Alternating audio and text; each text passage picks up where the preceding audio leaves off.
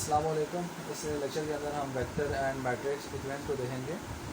सबसे पहले हम वेक्टर को देखेंगे, वेक्टर क्या होता है और वेक्टर आपके पास की डायमेंशंस क्या होती हैं।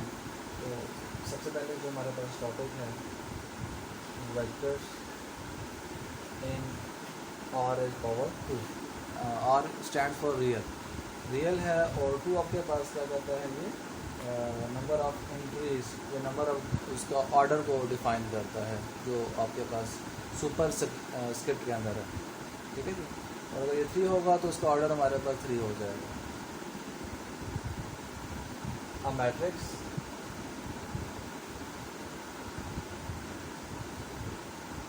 With only one column is called column vector।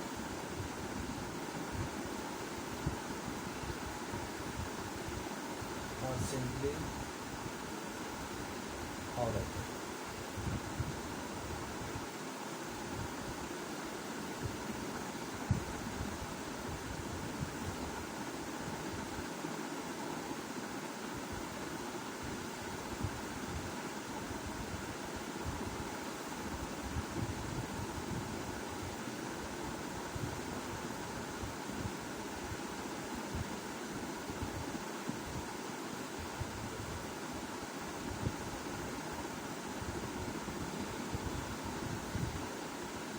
इसमें आपके पास जो ये भी बेसिकली हम इसको मैट्रिक्स कहते हैं, ठीक है जी। लेकिन मैट्रिक्स जो है विथ ओनली वन कॉलम, अगर मैट्रिक्स का सिर्फ एक कॉलम होगा तो उसे हम क्या कहेंगे, कॉलम वेक्टर। और अगर मैट्रिक्स की सिर्फ एक रो होगी तो उसे हम क्या कहेंगे, रो वेक्टर। तो बेसिकली इसकी डायमेंशन वैसे ही मैट्रिक्स की तरह होती है। जैसे कि इसके यू वेक्टर आपके पास है तो इसकी डायमेंशन अगर देखें तो 2 रोज़ हैं, लेकिन कॉलम आपके पास क्या 1। और वैसे जो इसको वेक्टर कह रहे हैं, लेकिन बेसिकली ये this is the sub part of matrix. ठीक है जी। A matrix with only one column is called a column vector. किसी मैट्रिक्स का आपके पास जब एक कॉलम होगा तो उसे क्या कहेंगे, कॉलम वेक्टर कहेंगे। और सिंपली अ वेक्टर, उसको हम सिंपली वेक्टर भी कह सकते हैं। Examples of vector with 2 entries, ठीक है जी, जिसकी 2 एंट्रीज हैं वेक्टर आपके पास कौन कौन से हैं। यू, इसकी आपके पास एंट्री पहली है 3 और दूसरी आपके पास है -1। वी आपके पास है 0.3 0.2। W is equal to -1 -3। इसके अंदर जितनी भी वैल्यूज आप देख रहे हैं रियल है, कोई भी आपके पास कम्प्लेक्स नहीं है। मीन के इस तरह आपके पास वैल्यू नज़र नहीं आ रही 3 + 2 और j -1 + 1 और j, इस तरह की वैल्यूज आपको नज़र नहीं आ रही कम्प्लेक्स। तो इससे आपके पास रियल है, इसी वजह यहाँ पर आपको आर नज़र आ रहा है। और पावर 2 का डिफाइन क्या रहा है कि इसकी डायमेंशन को, इसके ऑर्डर को। ठीक है, इसका ऑर्डर अभी देखें तो 2 × 1 है। आगे हम चलते हैं।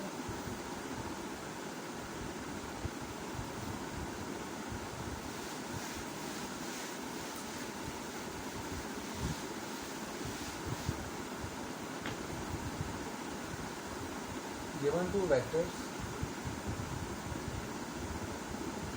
u and v in real with order 2, their sum is the vector u plus v obtained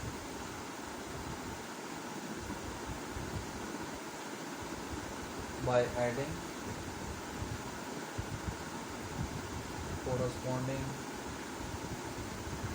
entries of u and v। For example, आपके पास u है 1 -2 और v आपके पास है 2 और 5। आपके पास 2 वेक्टर हैं u and v in real order 2। Their sum is the vector u plus v। जब सम करेंगे u और v को, obtained by adding corresponding entries, तो आपके पास जो कोरोस्पॉन्डिंग एंट्रीज है वो आप ऐड होंगी। ठीक है जी। आप u एंड v की, फॉर एग्जांपल आपके पास u की आपके पास 2 एंट्रीज हैं 1 -2, v की आपके पास एंट्रीज हैं 2 और 5। अब मैं कहता हूँ u plus v को क्या करता हूँ, सम करता हूँ। तो u आपके पास है 1 -2 प्लस और v आपके पास क्या है 2 और 5। तो आपके पास कोरोस्पोंडिंग एंट्रीज जो हैं वो क्या होंगी, आपस में ऐड अप होगी। जैसे ऊपर वाली ऊपर से ऐड होगी और नीचे वाली नीचे से ऐड होगी, तो 1 + 2 आपके पास क्या बन जाएगा 3, -2 प्लस प्लस प्लस और -2 + 5 आपके पास बन जाएगा 3। तो यूँ आपके कहते हैं, इनको ऐड अप करते हैं, ठीक है। अगर आपके पास ये हो r⁻3, अगर आपके पास ऑर्डर 3 है लेकिन रियल है, तो आपके पास क्या हो जाएगा, लेट u आपके पास क्या हो जाएगा 1 2 एंड 3, इसकी वैल्यू तो आपके पास 3 हो जाएंगी, मतलब 3 रोज और 1 कॉलम आपके पास हो जाएगा। तो बेसिकली ऑर्डर बताता है कि आपके पास वेक्टर किस ऑर्डर का हो। आगे हम चलते हैं, given a vector u and a real number c, the scalar multiple of u by c is the vector c.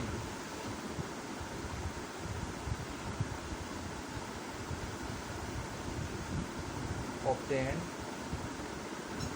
by multiplying each entry in u by c. If u is equal to 3 minus 1 and c is equal to 5, आपके पास एक given vector u है और and real number c, और एक आपके पास real number है c। Real आपके पास क्या होते हैं, किसी तरह का नंबर j के अलावा, कॉम्प्लेक्स के अलावा, मतलब आयोटा के अलावा कोई भी नंबर होगा हमारे पास क्या होगा, रियल नंबर होगा। Is the vector the scalar multiple of u by c। अगर आप क्या करते हैं, u वेक्टर के साथ c को स्केलर को मल्टीप्लाई करते हैं, तो आपके पास वेक्टर भी दोबारा से फिर वेक्टर बनेगा, जैसे हम क्या कहेंगे सी u obtain by multiplying each entry in u by c। आपने करना है c को, आपने हर एंट्री की u के साथ मल्टीप्लाई करना और आपके पास एक वेक्टर दोबारा से फिर आपके पास जनरेट हो जाएगा। फॉर एग्जांपल आपके पास u आपके पास है और इसकी एंट्रीज 3 और -1 है, और एक आपके पास c क्या है, स्केलर है। स्केलर क्या होता है, इसकी डायमेंशन आपके पास क्या होती है 1 और 1, ठीक है जी ना, मतलब कि एक ही रो एक ही कॉलम के ऊपर भी चीज़ डिपेंड कर रही है। यहाँ पर देखें 2 रोज और 1 कॉलम है, लेकिन ये क्या होगा, एक रो एक कॉलम के ऊपर डिपेंड कर रहा है कि आपके पास जैसे स्केलर। तो आपके पास ये u है और ये c है, तो मैं करता हूँ u या uc करता हूँ, तो मेरे पास स्केलर आपके पास 5 है और u वेक्टर आपके पास है 3 - 1। अभी देखो स्केलर अगर मल्टीप्लाई होगा आपके पास बनेगा 5 3 15 और 5 1 2 -1, उसके बाद 15 और -5 आपके पास क्या आ जाएगा, आंसर आ जाएगा। एग्जाम्पल करते हैं जी छोटी सी,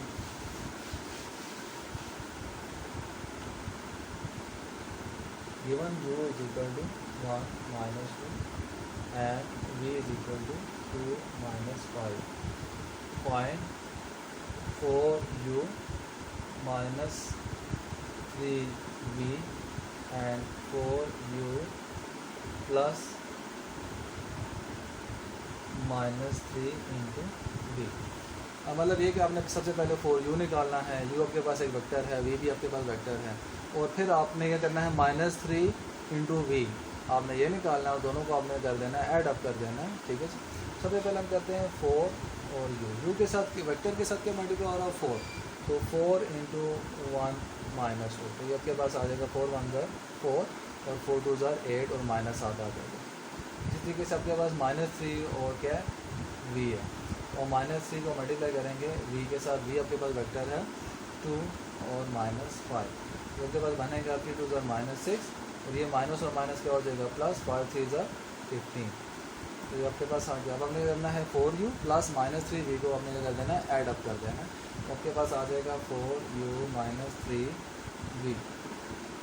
तो जब ऐड अप होंगे तो 4u आपके पास जो रिजल्ट आ रहा है वो क्या है 4 और -8। इसी तरीके से माइनस का साइन है 3 सॉरी माइनस क्या, ये -3v आपने निकाल के ये बता रहे हैं, तो यहाँ पर प्लस आ जाएगा, इसको मैं ब्रैकेट में लिख देता हूँ, प्लस इंटू -3v, ठीक है। तो आपके पास ये प्लस आ जाएगा, -3v का रिजल्ट आपके पास कितना है -6 एंड प्लस 15, तो आउटपुट पे आपके पास आ जाएगा -2 4 प्लस माइनस माइनस और 4 - 6 आपके पास -2 बनेगा, -8 प्लस प्लस प्लस आपके पास 15, -8 प्लस 15 आपके पास आ जाएगा 7, ये आपके पास क्या हो जाएगा, रिजल्ट आपके पास आ जाएगा।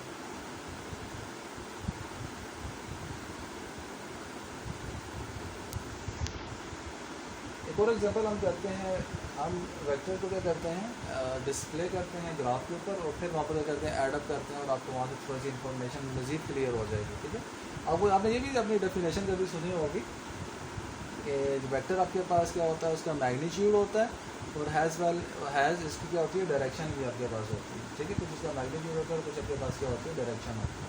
तो इसी पर हम बात करते हैं। तो आपके पास the vectors u is equal to 2 and 2 और v आपके पास क्या है -6 and 1 और u प्लस v दोनों को अगर ऐड करते हैं तो आपके पास क्या आ जाएगा 2 - 6 आपके पास बन जाएगा -4 और 2 + 1 आपके पास क्या हो जाएगा 3। इसको क्या करते हैं आप इसको ग्राफिकल रिप्रेजेंटेशन में इसको शो करते हैं। तो आपके पास एक्स एक्सिस के अंदर आपके पास x1 है और ये आपके पास क्या है x2। तो आपके पास ये 1, ये आपके पास 0, ये आपके पास 2, 3, इस तरीके आपके पास ये 1, 2, 3, 4। आपके पास x1 नेगेटिव में हो जाएगा -1, -2, -3, -4, -5 एंड -6। जैसे आपके पास x2 नेगेटिव में हो जाएगा -1, -2। अब हम प्लॉट करते हैं इनको। सबसे पहले आप देखें u की वैल्यू आप देखें x1, ये आपके पास जो पहले ही वैल्यू है ये आपके पास क्या हो जाएगी x1 और दूसरी वैल्यू आपके पास क्या हो जाएगी x2। अब x1 देखें तो आपके पास 2 है और x2 देखें तो वो भी क्या है 2। दोनों का जो आपके पास पॉइंट बनता है वो ये वाला बनता है। ठीक है, यहाँ से अगर ओरिजिन से जाएँ और 2 की तरफ जाएँ तो आपके पास ये कौन सा वेक्टर बन जाएगा u। इस तरीके से आपके पास v आपके पास x1 -6 है और x2 आपके पास क्या 1। तो -6 ये हो गया और x2 1 है तो आपके पास ये बनेगा।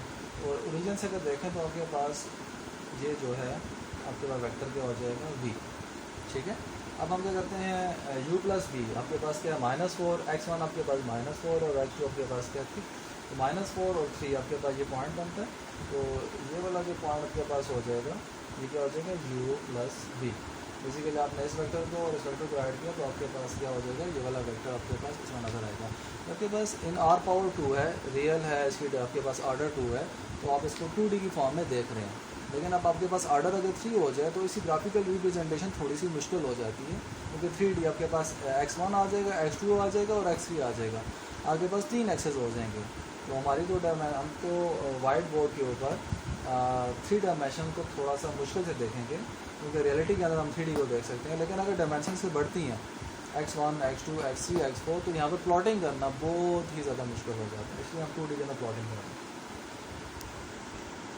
वेक्टर्स इन r⁴ 3 आपके पास रियल है और ऑर्डर आपके पास कितना है 3।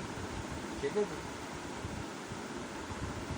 वेक्टर्स इन r⁴ 3 और 3 × 1 column matrix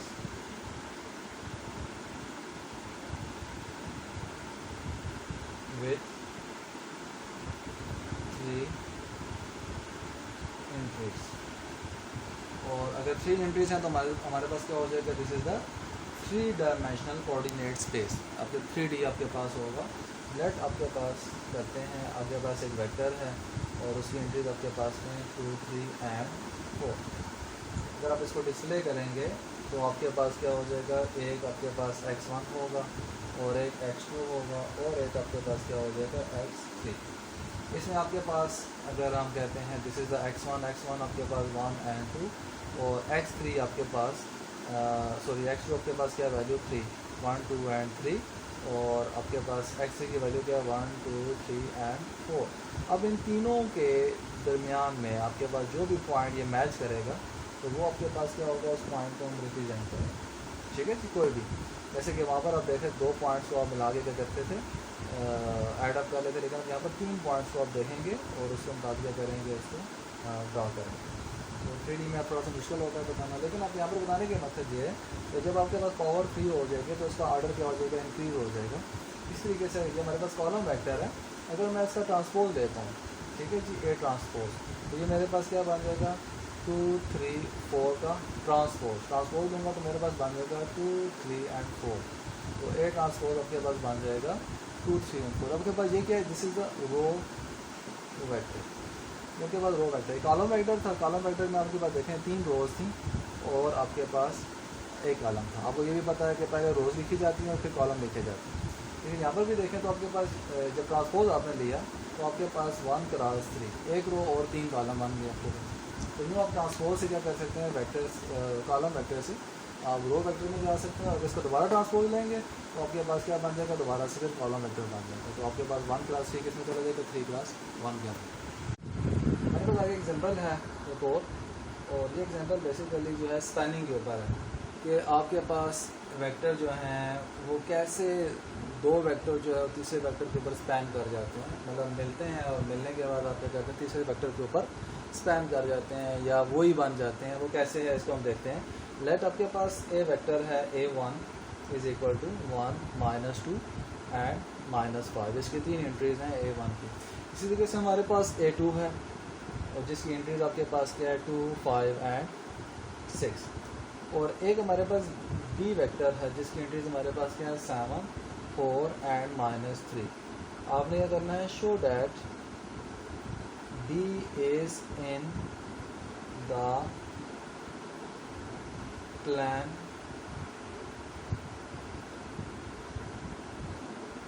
B is in the plane spanned by A1 and A2. That is, find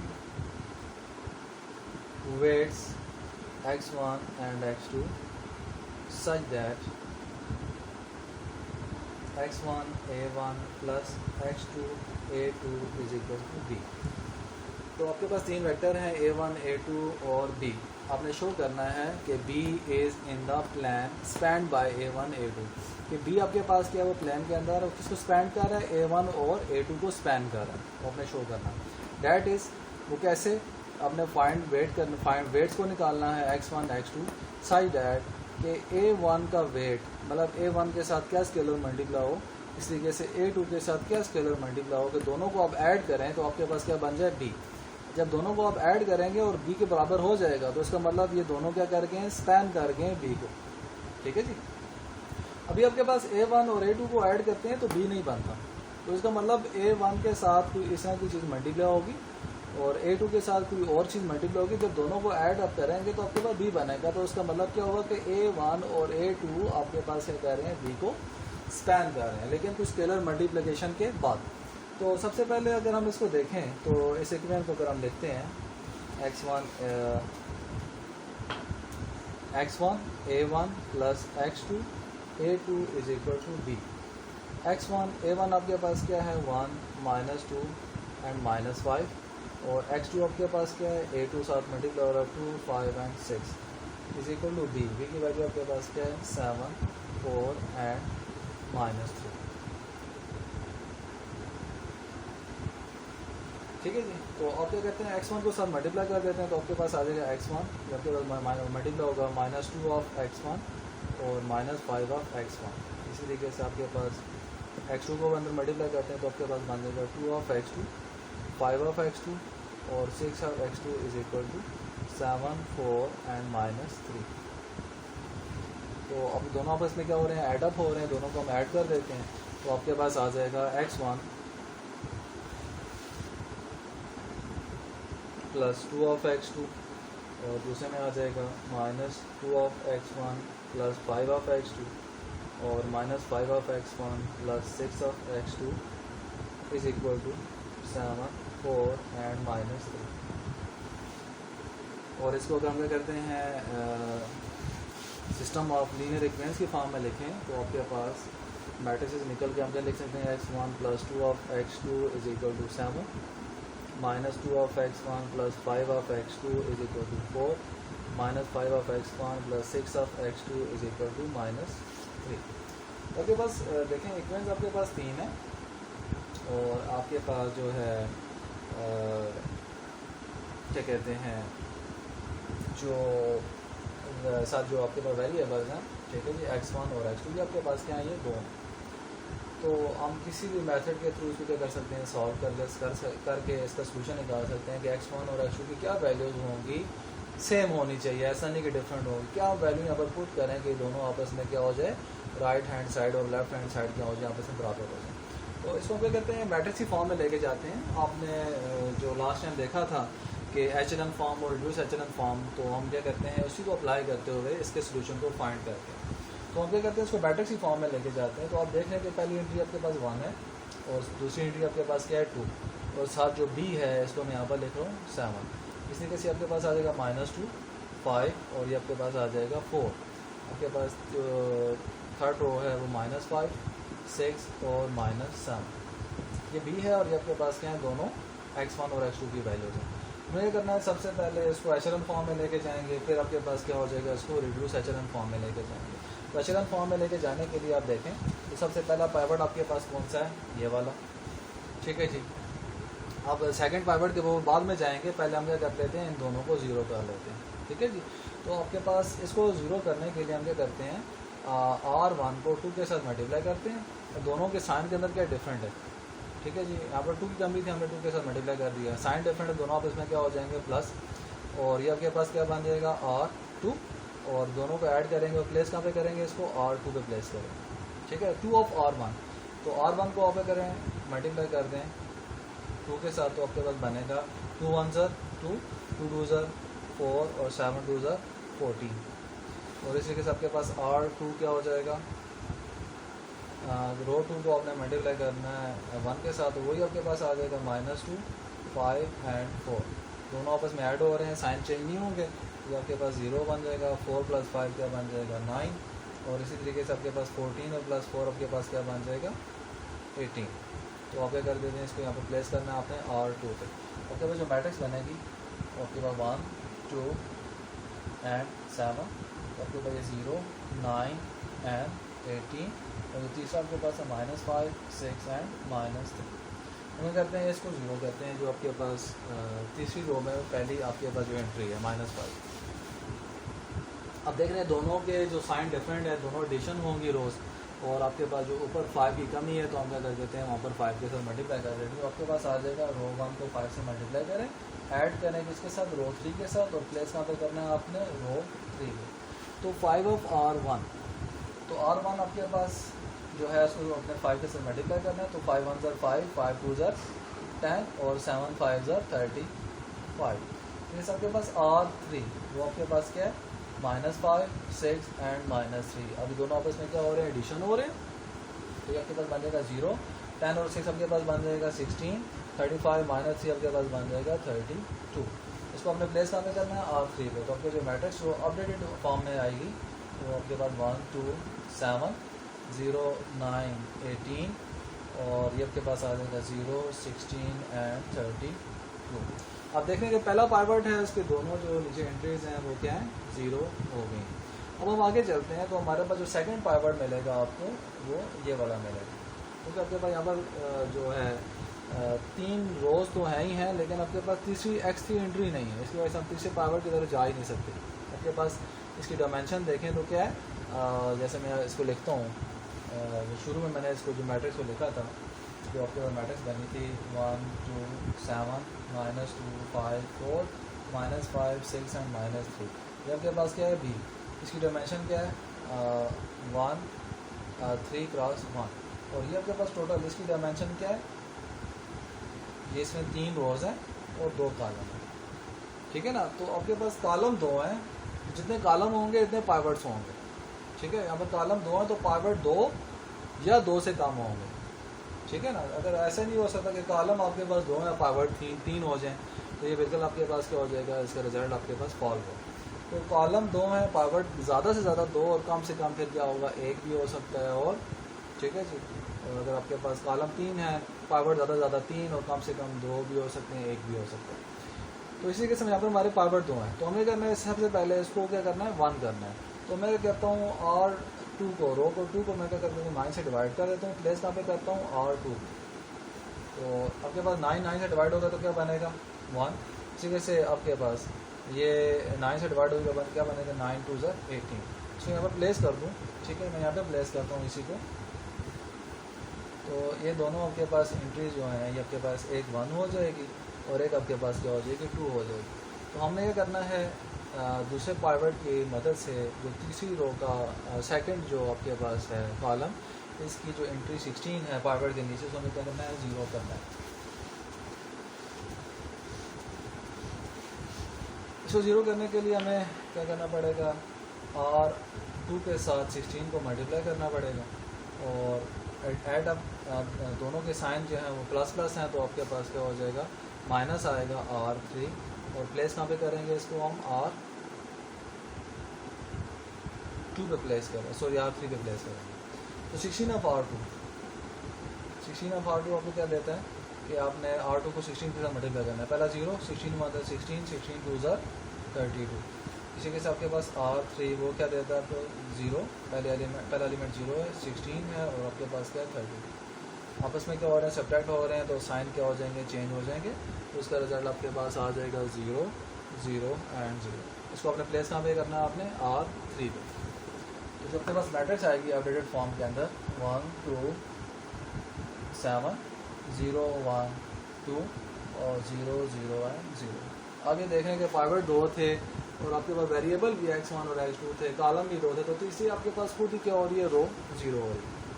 ठीक है, हमारे पास ये पाइवट है। अब हम क्या करते हैं, ये आपके पास एचएलएन फॉर्म के अंदर आ गया। अब हम क्या करते हैं, उसको रिड्यूस एचएलएन फॉर्म में लेके जाते हैं, और रिड्यूस एचएलएन फॉर्म में लेके जाएंगे तो हमारे पास क्या होगा, हम आंसर की तरफ अप्रोच कर जाएंगे, x1 और x2 की वैल्यू को निकाल लेंगे।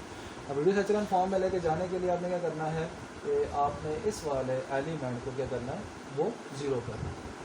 तो हम क्या करते हैं, R1 को, ठीक है जी, ऐड करते हैं, सॉरी सब्ट्रैक्ट करेंगे, तो दोनों के साइन आपके पास क्या है, सेम है। माइनस R2 के अंदर देखें 1 है, ऊपर 2 है, तो उसको क्या करेंगे, 2 से मल्टीप्लाई करेंगे, 2 ऑफ R2, और प्लेस कहाँ पे करेंगे इसको, R1 पे, क्योंकि हमने R1 के एलिमेंट को 0 करने जा रहे हैं। तो R1 आपके पास क्या कहता है, 1 2 एंड 7, और 2 ऑफ R2 को आपने करना है 2 से मल्टीप्लाई करना है। तो पहला आप 0 से मल्टीप्लाई करो तो 0 बन जाएगा, 2 1s are 2 और 2 2s are 4, दोनों क्या हो रहे हैं, सब्ट्रैक्ट हो रहे हैं। ठीक है, R1 माइनस 2 ऑफ R2, तो साइन आपके पास क्या हो जाएंगे, चेंज हो जाएंगे। तो 1 में से 0 ऐड करें या माइनस करें तो 1 ही आना है। 2 माइनस 2 आपके पास क्या हो जाएगा, 0। 7 माइनस 4 आपके पास क्या हो जाएगा, 3।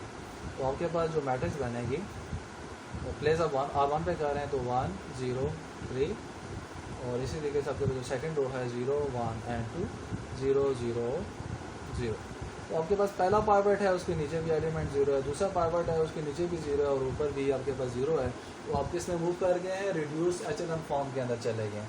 अब रिड्यूस एचएलएन फॉर्म में जब चले जाते हैं तो आपके पास क्या है, ये डिस्ट्रीब्यूशन आपके पास निकल आया। इसको हम क्या करते हैं, डायरेक्ट भी आप लिख सकते हैं, और इसको इक्वेशन की फॉर्म में भी लिख सकते हैं। तो आपके पास सबसे पहले x1 है, x2 क्या 0 है, तो ये क्या बन जाएगा 3। ये आपके पास x1 0 है और x2 आपके पास 1 के साथ मल्टीप्लाई होगा, तो यहाँ पर क्या बन जाएगा 2। x1 की वैल्यू आपके पास 3 आ गई, और x2 की वैल्यू आपके पास क्या आ गई 2। अब हम चलते हैं कि जो हमने यहाँ पर लिखा था आपके पास x1 और v1 plus x2 v2 is equal to b। अब इसको देख के सेटिस्फाइड करते हैं कि वाकई ही राइट हैंड साइड आपके पास लेफ्ट हैंड साइड के बराबर है कि नहीं। तो आपके पास जो v वेक्टर है, अगर आपको देखें, सो इसने a1 इस्तेमाल किया था, a1 और a2। x1 की वैल्यू आपके पास आई है 3, और a1 जो वैल्यू हमारे पास क्या था 1 माइनस 2 एंड माइनस 5। इसी तरीके से आपके पास x2 की वैल्यू आई है 2, और आपके पास a2 की जो वैल्यूज़ थी 2 5 एंड 6, और b आपके पास क्या 7 4 एंड माइनस 3। हम क्या कहते हैं, वो आपस में मल्टीप्लाई करके देखते हैं कि राइट हैंड साइड आपके पास लेफ्ट हैंड साइड के बराबर आती है लेना। तो ये कॉन्स्टेंट जो क्या करेगा, इस वेक्टर के साथ मल्टीप्लाई होगा, तो आपके पास आ जाएगा 3 1s are 3, 3 2s are minus 6, और 5 3s are 15 माइनस के साथ, और आपके पास आ जाएगा 2 2s are 4, 5 2s are 10, और 6 2s are 12, और राइट हैंड साइड का आपके पास है 7 4 एंड माइनस 3। आपके पास 4 और 3 क्या बन जाएगा 7, माइनस 6 प्लस 10 आपके पास क्या बन जाएगा 4, माइनस 15 प्लस 12 आपके पास क्या बन जाएगा 3, और यहाँ पर भी आप देखें 7 4 और माइनस 3 है। ठीक है, तो आपके पास right hand side left hand side के बराबर है, तो आपने कर दिया A1 को और A2 को स्पैन कर दिया किसके ऊपर, B के ऊपर, ठीक है जी। लेकिन स्पैन करने के लिए आपने कुछ को स्केलर के साथ मल्टीप्लाई किया और उस स्केलर को निकाला आपने by using matrix bye HLN और रिड्यूस HLN फॉर्म। ये बेसिकली आपके पास एक तो ऑर्डर इसका 3 था, उसको हमने देख लिया, और दूसरा हमने क्या किया यहाँ पर बेसिकली स्पैनिंग को देखा कि आपके पास चीज़ें किस तरह आप इसमें एक दूसरे को स्पैन कर रही हैं।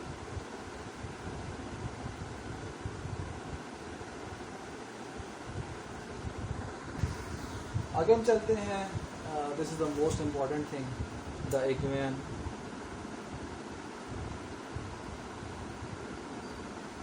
AX is equal to B। आपके पास AX is equal to B है, वेरी इंपॉर्टेंट इक्वेशन है, और इसके ऊपर हमारे काफ़ी जो है लेक्चर इसके ऊपर मूव करेंगे, ठीक है।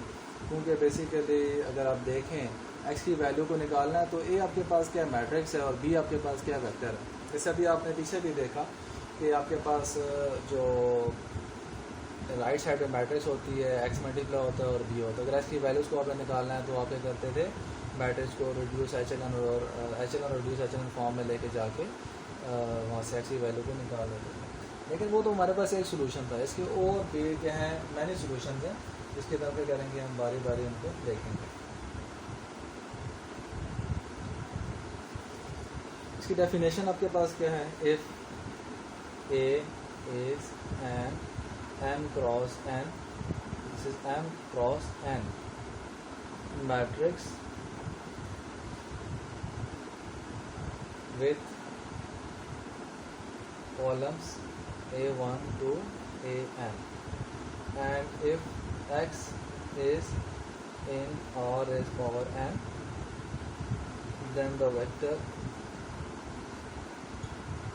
AX is the linear combination of columns of A using the corresponding entries in X as weights, ठीक है। तो आपके पास AX क्या हो जाएगा, A के आपके पास A1 A2 to AN, और ये आपके पास वेक्टर X1 से लेकर क्या हो जाएगा XN, आपके पास बन जाएगा X1 A1 plus X2 A2 plus XN AN। मैं इसको बोल्ड करके लिख रहा हूँ A को, क्योंकि आपके पास एक चीज़ और आपने याद रखनी है कि आपके पास जो मैट्रिक्स होती है वो आपके पास क्या होगी, बोल्ड होगी और कैपिटल होगा, ठीक है। इसकी निशानी होती है लिटरेचर के अंदर, तो जब भी आपके पास लेटर बोल्ड होगा और आपके पास कैपिटल होगा वो हमारे पास क्या होगी, मैट्रिक्स होगी, ठीक है।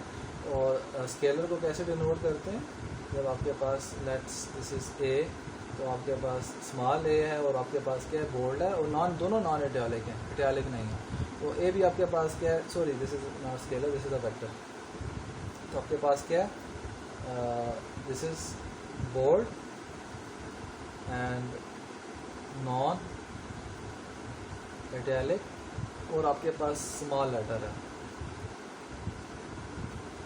तो आपके पास क्या बन जाता है, वेक्टर। इसकी आपके पास रिप्रेजेंटेशन है। सिमिलरली मैट्रिक्स में क्या हो जाएगा, ये बोल्ड होगा, नॉन इटैलिक होगा, और इसी आपके पास कैपिटल लेटर होगा।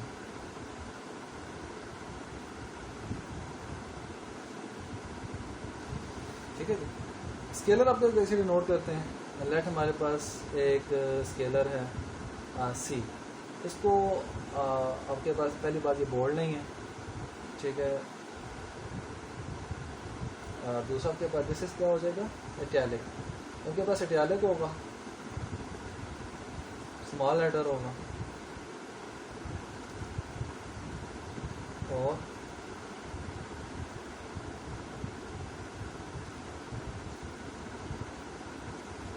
नॉट बोल्ड, उसके पास बोल्ड ही नहीं होगा। तो आपके पास थोड़ा सा, अगर मैं इसको इटैलिक की फॉर्म में लिखूँ तो आपके पास यूँ करके थोड़ा टेढ़ा सा आपके पास होगा, तो हमारे पास स्केलर होता है, ठीक है जी। क्योंकि यहाँ पर हमारे पास स्केलर भी नज़र आ रहे हैं और वेक्टर भी हैं और आपके पास मैट्रिक्स की फॉर्म में भी हैं, इस वजह से हम इसको देखते हैं। तो आपके पास if A is an m cross n matrix, आपके पास ए क्या है, वो m क्रॉस n मैट्रिक्स है, ठीक है जी। उसकी कॉलम आपके पास क्या है, A1 से लेकर AN तक है, ठीक है, कॉलम। तो if x is in r⁻n, अब आपके पास x क्या है, वो रियल और ऑर्डर उसका क्या है, n है, क्योंकि कॉलम भी आपके पास n तक जा रहे हैं। तो वेक्टर भी क्या हो जाएगा, वो भी linear AX is the linear combination of columns of A using the corresponding entries in X। जितने कॉलम हैं होंगे इतनी आपके पास x की एंट्रीज होंगी, तो जो क्या होंगी, हैज़ वेट्स के तौर पे मल्टीप्लाई होंगी। तो AX अगर आप लिखते हैं, दोनों को मल्टीप्लाई करते हैं, तो ये आपके पास क्या है, वेक्टर्स हैं। A1 पूरा एक वेक्टर है, ठीक है, जो किसी एंट्रीज़ हैं, A2 की एंट्रीज़ हैं, AN की एंट्रीज़ हैं, और ये साथ आपके पास क्या, ये एक वेक्टर है x1 x से n तक। जब आपस में मल्टीप्लाई होगा तो ये वेक्टर A1 जो है, ये एक स्केलर x1 से मल्टीप्लाई होगा, ठीक है। आपके पास ये स्केलर है, ये वेक्टर है, इस तरीके से आपके पास वेक्टर A2 स्केलर x2 से मल्टीप्लाई होगा, similarly vector AN scalar xn से मल्टीप्लाई होगा। तो ये इसके पास हम इसको राइट अप कर सकते हैं। अब एग्जांपल में चलते हैं।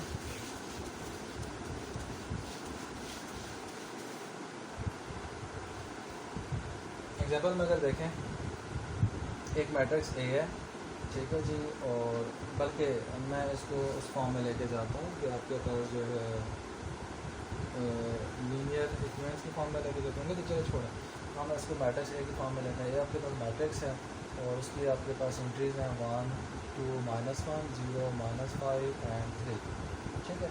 और एक आपके पास वेक्टर x है, ठीक है जी, दिस इज़ द बोर्ड, भी बोर्ड है, नॉन आइडियालिक है, और उस वेक्टर की वैल्यूज़ आपके पास हैं 4 3 एंड 7, ठीक है जी। अगर एक ही डायमेंशन को अगर आप देखें तो आपके पास बनती है 2 रो और 3 कॉलम, और एक्स की डायमेंशन को देखें तो 3 रो और आपके पास 1 कॉलम बनता है, ठीक है जी। हम क्या करते हैं, दोनों के डायमेंशन लिखते हैं A और X को। अब A आपके पास मैट्रिक्स है, इसको हमने यहाँ पर लिख दिया 1 2 -1 0 -5 एंड 3, ठीक है जी। और आपके पास X आपके पास क्या है, 4 3 एंड 7। अब याद होगा थोड़ी देर पहले मैंने क्या लिखा था, AX, और वहाँ पर मैंने क्या डाला था, A1 A2 और A3। ये A1 आपके पास पहला क्या है, वेक्टर है, ठीक है जी। ये A2 आपके पास ये सेकंड नंबर वेक्टर है, ये A3 आपके पास क्या, थर्ड नंबर वेक्टर है, और ये आपके पास क्या है, x1 x2 और x3। अगर आप क्या करते हैं, इनको मल्टीप्लाई करते हैं तो ये आपके पास A1 के साथ क्या होगा, x1 आ जाएगा, A2 के साथ क्या आ जाएगा, x2 आ जाएगा, और A3 के साथ x3 आ जाएगा, जैसे मैं लास्ट टाइम बताया। तो ये वही चीज़ है। तो अभी हमारे पास डायमेंशन अगर देखें तो आपके पास इसकी डायमेंशन कितनी है, 2 रोज़ हैं और 3 कॉलम है, और इसकी डायमेंशन देखें 3 रोज़ हैं और 1 कॉलम है। तो आपके पास आउटर प्रोडक्ट क्या निकलेगा, 2 क्रॉस 1, ठीक है जी। आपने आउटर प्रोडक्ट क्या करेंगे, इसको लिखेंगे, वो क्या हो जाएगा, 2 क्रॉस 1। कैसे है इसको हम देख लेते हैं। तो सबसे पहले देखें, ये रो क्या होगी, पहले कॉलम के साथ मल्टीप्लाई होगी। मैं इसको यहाँ पर Ax को लिख देता हूँ, Ax is equal to 1 2 -1 0 -5 and 3, और x आपके पास है 4 3 एंड 7।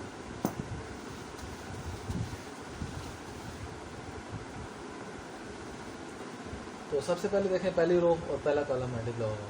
तो पहली रो को पहले कॉलम से मल्टीप्लाई करने के लिए क्या हो जाएगा, 1 किससे मल्टीप्लाई होगा, 4 के साथ, ये इसके साथ प्लस है, ये भी प्लस है, प्लस प्लस प्लस हो जाएगा, ठीक है। 2 मल्टीप्लाई होगा इसके साथ, 3 के साथ, ये माइनस आ गया, और 1 -1 मल्टीप्लाई होगा इसके साथ +7 के साथ। तो सेकंड नंबर पे देखें 0 × 4, और ये -5 × 3 और +3 × 7। और देखें तो आपके पास बनेगा 4 1 4 +3 2 6 और -7। तो ये आपके पास 0 -15 +7 3 21।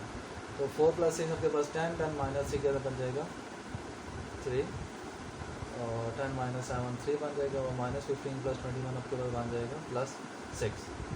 तो यहाँ पर देखें आपके पास डायमेंशन इसकी कितनी थी, मैट्रिक्स की डायमेंशन थी आपके पास 2 रो और 3 कॉलम। इसकी डायमेंशन कितनी थी, 3 रो और 1 कॉलम। तो आउटर प्रोडक्ट कितना निकला, 2 क्रॉस 1, मतलब 2 रोज़ और 1 कॉलम आपके पास क्या निकल आएगा, आउटर प्रोडक्ट निकल आएगा। तो इसी तरीके से हमारे पास डिफरेंट, हम इसको आगे मज़ीद देखेंगे।